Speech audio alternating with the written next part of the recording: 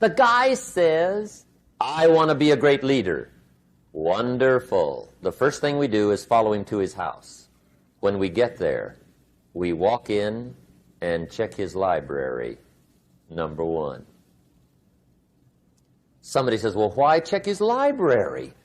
The reason is because what a man reads pours massive ingredients into his mental factory, and the fabric of his life is built from those ingredients. You would not believe what some people have got in their house to read. You would not believe. One of the best dressed up words I know for a lot of it is trash. Can you imagine dumping a barrel of trash into this mental factory every day and coming out with a rich, dynamic, positive life? It can't be done. You might as well try making a cake with cement. The kids back in Danbury, Connecticut, high school, they're asking me questions one day. I'm talking to the kids. Kids got good questions these days. One of them said to me, Mr. Rohn, how do you build the good life? I said, it's simple. It's not easy, but it's simple. Here's how you build anything. Select the right ingredients, keep out the wrong ingredients, and it starts with thought. Everything starts with thought. So you must be wise and careful what you think about, because that starts everything. You got to be wise and careful. I asked the kids, what would happen if somebody dropped sugar in my coffee?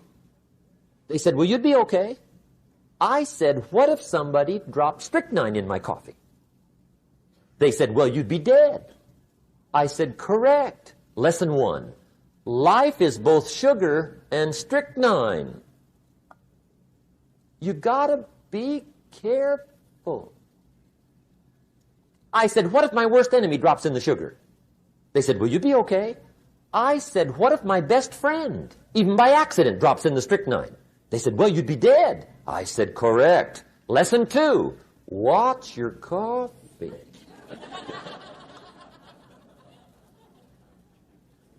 You got to be careful. See, it doesn't matter who hands you the bad stuff. It doesn't matter where you get the bad stuff. It'll still do its damage on your bank account, wherever you get it. Mr. Schoaf gave me one of the greatest phrases when I first met him when he said, Jim, every day stand guard at the door of your mind. How important. Stand guard at the door of your mind.